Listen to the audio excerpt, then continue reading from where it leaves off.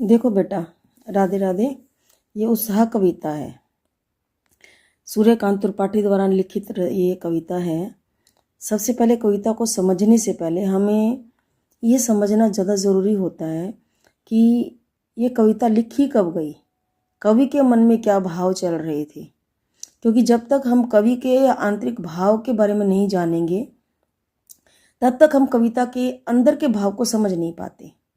तो सूर्यकांत त्रिपाठी निराला छायावादी कवि हैं। सबसे पहली बात तो यही है। हमारे हिंदी में काल का 4 काल हैं। सबसे पहला आता है आदिकाल, दूसरा आता है भक्ति काल, तीसरा आता है रीति काल, चौथा आता है आधुनिक काल। फिर अब आधुनिक काल जो हमारा आया है 1900 के बाद, सन 1900 के बाद, उसमें भी कई पार्ट है। नई कविता है, छायावादी है, ये सब उनमें आते हैं। आधुनिक काल में एक छायावादी भाग आता है। तो छायावाद में क्या होता है, कवि अपने अंदर के भाव को, आंतरिक भावों को प्रकृति में या बाहरी रूप में भी देखने लगता है। छाया अर्थात परछाई, कल्पनाओं को यथार्थ से जोड़ने लगता है।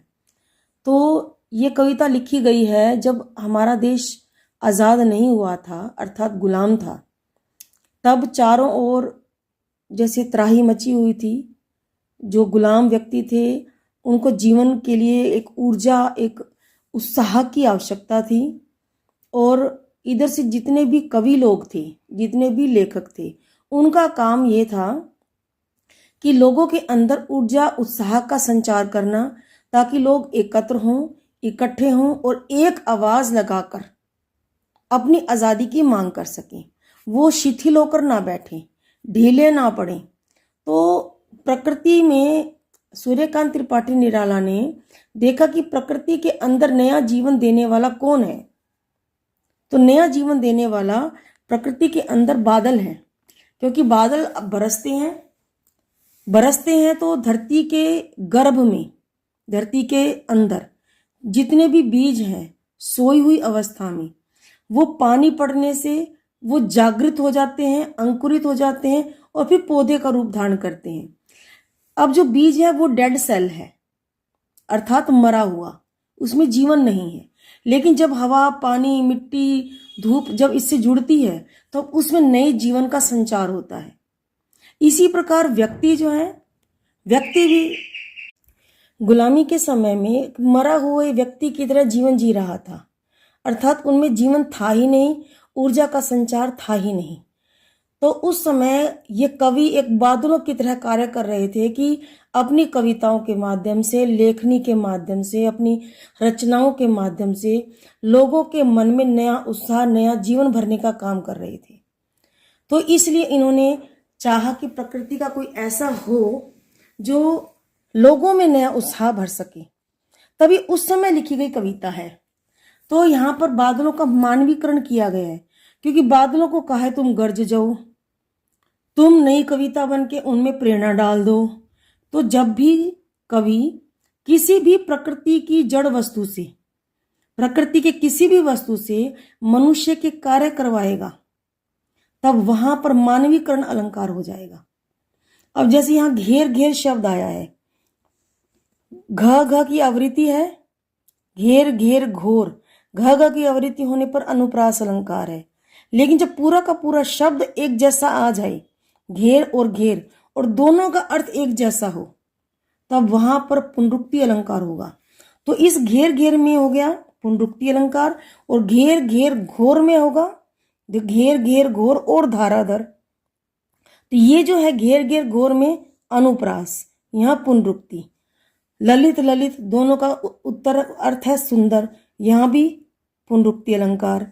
यहाँ से, सा सी से सम सरिस, ये समान, यहाँ हो जाता है उपमा अलंकार। तो यहाँ अनेक अलंकार भी हैं। विकल आया है यहाँ पर, तो यहाँ पर भी हमारा पुनरुक्ति अलंकार हो जाएगा।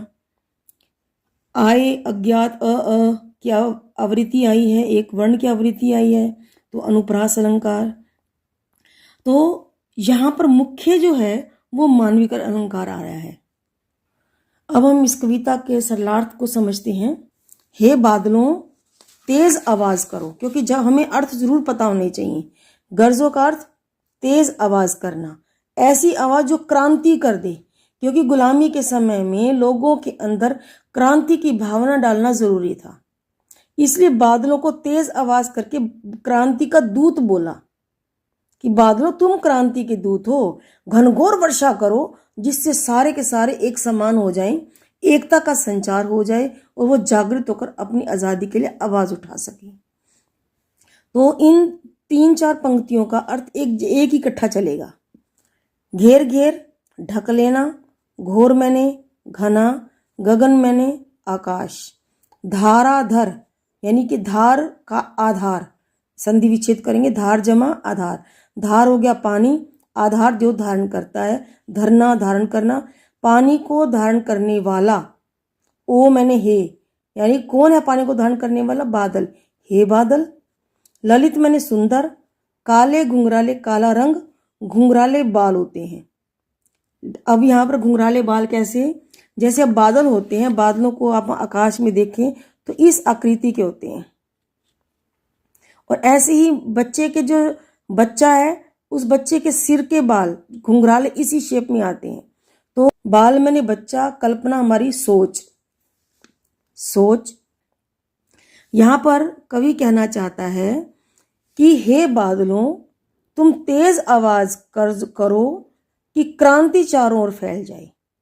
तुम बच्चे की कल्पना के समान पाले हुए हो, बच्चों की सोच के जैसे पाले हुए हो, तुम बच्चों के काले घुंघराले बालों जैसे सुंदर हो। हे पानी को धारण करने वाले बादलों, तुम घने आकाश को ढक लो और तेज आवाज करके गरजो। विद्युत छवि, उर में विद्युत मैंने बिजली, छवि मैंने छाया, उर मैंने हृदय। अब कवि आप समझते हो, लिखने वाला, कविता को लिखने वाला, नवजीवन, नया जीवन। वज्र एक हथियार होता है, शक्तिशाली हथियार। ये वज्र था इंद्रदेव का, कुछ इस आकार का होता है वो, ऐसे और इस तरह की उसमें डिजाइन होता है। ये एक तरह का फेफड़े का रूप आ जाता है, क्योंकि दधीची ऋषि की हड्डियों से बनाया गया था ये हथियार। इसको बोलते हैं वज्र, और कहा जाता है कि हमारे ब्रह्मांड में या तो भगवान शंकर का त्रिशूल, विष्णु भगवान का चक्र और इंद्र देवता का वज्र, ये सबसे शक्तिशाली है। नूतन, नई, कविता, प्रेरणा, कुछ भाव भरना, फिर से तुम भर दो। अब ये अर्थ हो गए। अब हिंदी देखते हैं इसकी। यहाँ कहते हैं कवि की हे बादलों, क्योंकि बादल से बात कर रहे हैं, कवि कहते हैं हे बादलों तुम्हारे हृदय में बिजली की छाया छिपी हुई है या छाया है। तुम्हारे हृदय में बिजली की छाया है। फिर क्या होता है? बादलों से वर्षा होती है, और बादलों से वर्षा होने पर क्या होता है? धरती पर नया जीवन पैदा होता है, क्योंकि जब वर्षा होगी धरती में पानी गिरेगा, नीचे से जो धरती के गर्भ में बीज हैं वो अंकुरित होंगे और उनमें नए जीवन का संचार होगा। तो यहाँ इस कवि, ये जो शब्द आया है, कवि ने बादलों को भी कवि कह दिया है कि तुम तो कवि की तरह भी हो, एक नया जीवन देने वाले हो। तुम्हारे हृदय में बिजली की छाया है, और बिजली जब कड़कती है, वर्षा होती है, तो धरती पर नया जीवन पैदा होता है। तो कवि भी हो तुम। कवि क्या करता है? अपनी कविताओं के माध्यम से व्यक्तियों के मन में नया उत्साह पैदा करता है, जीने की ललक पैदा करता है। जो मरा हुआ मन है, जब मन नहीं लगता है, वो मन उठता है। वज्र छिपा तुम्हारे हृदय में, तुम्हारे हृदय में शक्ति छिपी है, तुम्हारे अंदर शक्ति छिपी है, एक वज्र के समान शक्ति छिपी है। इस शक्ति का प्रयोग करके तुम नई कविता का निर्माण कर सकते हो, क्योंकि कवि बोला यहाँ पर। तो एक बादलों तुम कवि के समान हो, तुम अपनी कल्पना से, अपने कार्यों से नई कविता अर्थात नई प्रेरणा लोगों में भर सकते हो तो तुम भर दो। तुम्हारे अंदर शक्ति छिपी है अर्थात ऊर्जा वाले विचार छिपे हैं। तो हे बादल अर्थात बादल रूपी कवि, तुम अपने अंदर जो छिपे हुए ऊर्जा वाले विचार हैं उन विचारों से एक नई प्रेरणा नई कविता बनाओ और लोगों के मन में भर दो, ताकि जो व्यक्ति है वो नए विचारों से जागृत हो जाए। इसके बाद अभी दूसरा पैरा, विकल विकल उन्मन थे उन्मन। विकल मैंने व्याकुल या फिर बेचैन होना, उन्मन मैंने परेशान होना, या फिर ये मन है, मन का ना लगना, मन परेशान है या मन कहीं लगता नहीं है वो। विश्व मैंने संसार, निदाग मैंने गर्मी, सकल मैंने सारे, जन मैंने लोग। अब ये कहते हैं यहाँ साधारण अर्थों में कि वर्षा नहीं हो रही, बादलों से वर्षा नहीं हो रही, जिसके कारण धरती क्या है, जल रही है, गर्मी से तप रही है। तो उस गर्मी से के कारण संसार के सारे लोग गर्मी के कारण बहुत व्याकुल हैं, बेचैन हैं, परेशान हैं, उनका मन कहीं भी नहीं लग रहा है। इसलिए अब क्या करे बादल, आए अज्ञात दिशा से अनंत के घन। आए, आ गए, अज्ञात ना जाने अर्थात अनजाने, दिशा कोई एक साइड अर्थात तरफ, किस तरफ से, अनंत, अनंत का अर्थ है जिसकी कोई अंत नहीं होता, जिसका कोई अंत है ही नहीं, और एक ही चीज है जिसका कोई अंत नहीं होता, वो है आकाश। और या फिर अनंत बहुत सारे हो जाना। घन मैंने बादल, तप्त धरा, तप्त मैंने जलती जलना, धरा मैंने धरती, जल मैंने पानी, जल से फिर शीतल कर दो, ठंडा कर दो।